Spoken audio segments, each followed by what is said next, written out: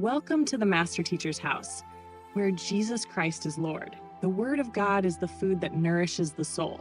Here, we are a family of faith, truth, and fire, rooted in the Scriptures, led by the Spirit, and empowered to walk in victory. Whether you're broken or whole, seeking or seasoned, this is a sanctuary for growth, transformation, and divine encounter. Prepare your heart, engage your spirit, and let the Word work wonders in you. Welcome to the family, beloved. Have you ever wondered what it would be like to sit across from Jesus and hear his heart for you? Imagine his eyes searching your soul, not to condemn, but to call you higher. What would he say about the fire in your heart today? Would he whisper, "I miss how you used to love me"? Revelation 2:4 pierces through time like a trumpet blast echoing through the ages. Nevertheless, I have somewhat against thee, because thou hast left thy first love. Those words are not just for an ancient church in Ephesus. They are alive. They are now. They are for us.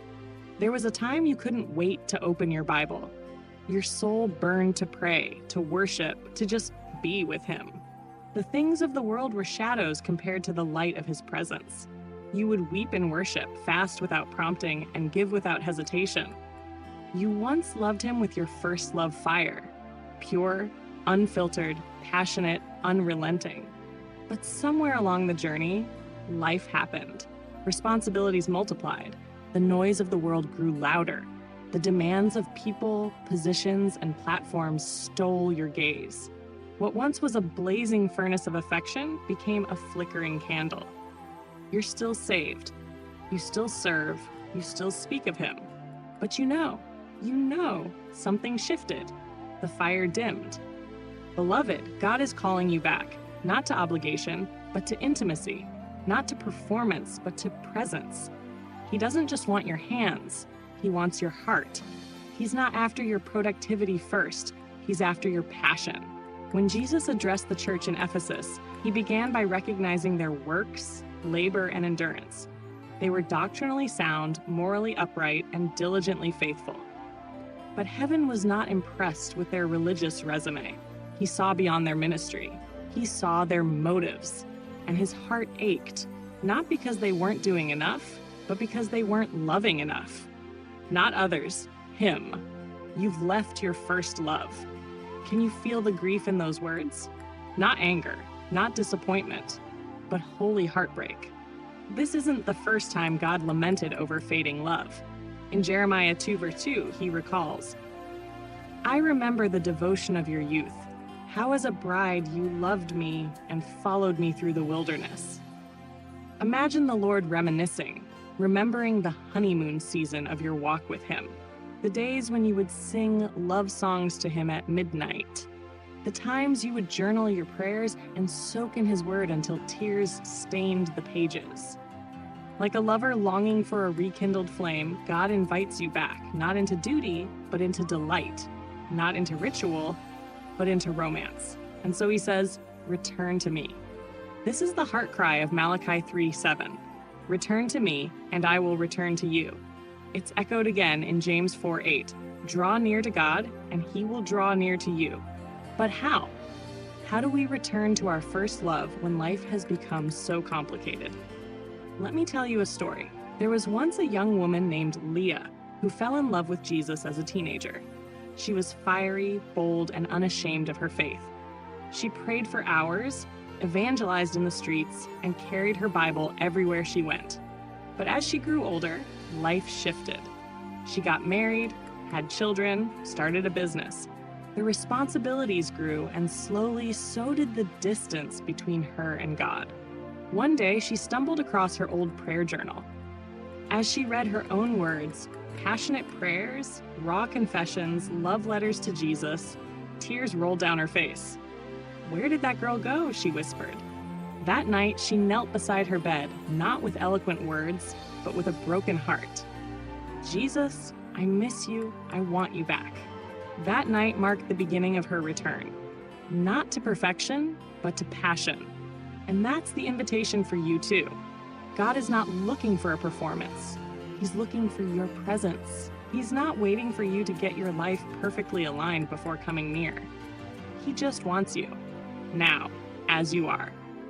When we lose our first love, we don't lose salvation, but we lose sensation. We become numb to the presence of God. Our prayers feel dry. Worship becomes mechanical. Scripture loses its sweetness. We function on fumes. That's not what God intended. He wants you burning, alive, tender, responsive, like the two on the road to Emmaus in Luke 24:32, who exclaimed, "Did not our hearts burn within us while he talked with us on the road and opened the scriptures to us?" That's the fire he wants to restore. So how do we return? 1. Remember. Revelation 2:5 begins, "Remember therefore from whence thou art fallen." Recall the moments when your heart was fully his. What did that look like? How did you spend your time? What stirred your affection? 2. Repent.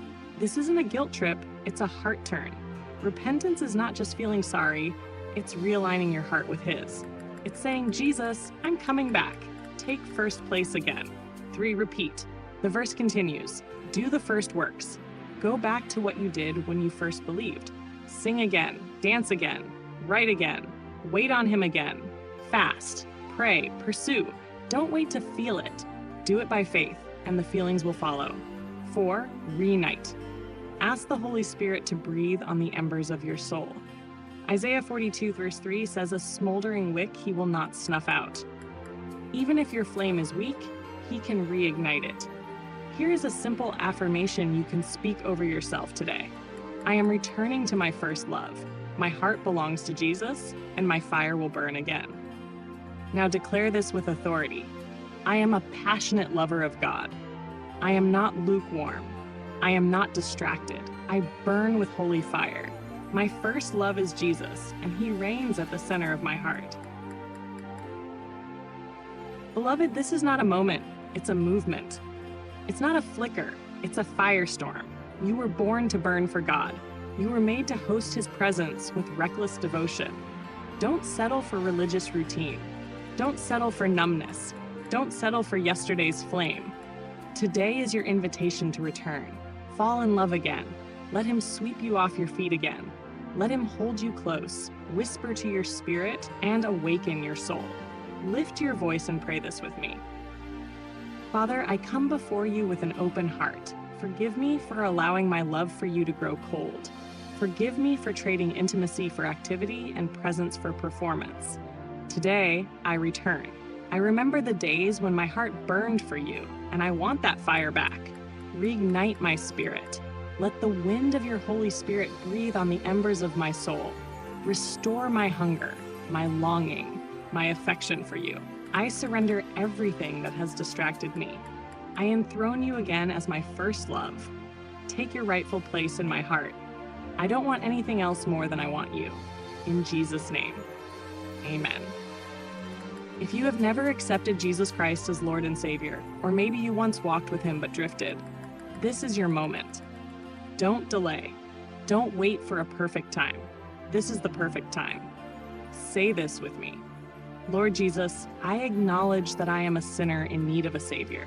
I believe you died on the cross and rose again to give me new life. Today, I repent of my sins and invite you into my heart. Be my Lord. Be my Savior. Be my first love.